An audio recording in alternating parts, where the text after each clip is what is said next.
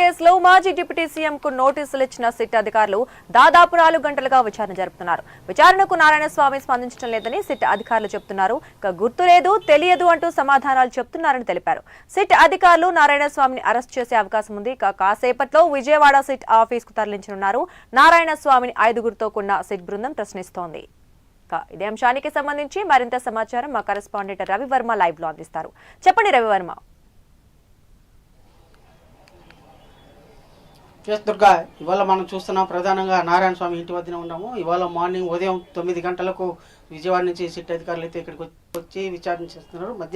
ప్రధానంగా మద్యం కుంభకోణం కేసు విషయంలో రాష్ట్ర ప్రభుత్వం విచారణ చేపడతా ఉంది. ఈ నేపథ్యంలోనే దాదాపు గత ప్రభుత్వ హయాంలో మద్యం కుంభకోణం విషయంలో ప్రభుత్వం ఎందుకు ప్రభుత్వ నిబంధనలకు విరుద్ధంగా చర్యలు చేపట్టింది అంటే ప్రభుత్వం నిర్దేశించి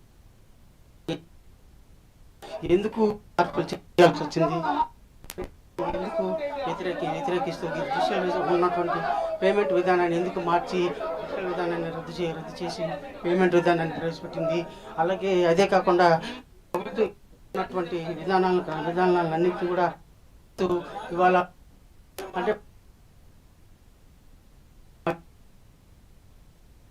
ప్రభుత్వ విధానానికి ఎందుకు ఆమోదించాల్సి వచ్చింది, ఎవరు ఉంది అలా అనే విధంగా చేపట్టారు. ఇప్పటి వరకు కూడా కాసేపు అదే దాదాపు 5:30 అవుతుంది. 5:30 దగ్గర విచారణతో కొనసాగుతుంది. ఇంకా అంటే ముందుకు అధికారులు ఇవన్నీ కూడా చర్యలు చేపట్టేశారు అని అధికారులతో ప్రశ్నించారు. దాదాపు 20-32 కేజీల రిపోర్టులు అయితే తయారు చేశారు. అంటే గత ప్రభుత్వ హయాంలో జరిగినటువంటి విధానాలు గురించి మాట్లాడి చెప్పింది. అప్పుడు వ్యవసాయ శాఖ మంత్రిగా ఉన్నటువంటి అధికారులు విధానాలు మేరకు ఇలాంటి చర్యలు చేపట్టదు ఏంటి అనేది కూడా ఇవాళ అధికారులకు చిన్నగా ప్రశ్నించారు. ఎవరికి కూడా చిన్నగా ప్రశ్నించారు. మనం చూసాం దాదాపు దీర్ఘంగా 6 గంటల పాటు అధికారులతో విచారణకు సాగించారు. సాగించిన తర్వాత దాదాపు 32 కేజీల రిపోర్ట్ అయితే సిద్ధం చేశారు. ఆ 32 కేజీల్లో సంతోషిస్తున్నట్టు మరోమారు విచారణకు రావాలి ప్రతి అధికారులతో సూచించారు.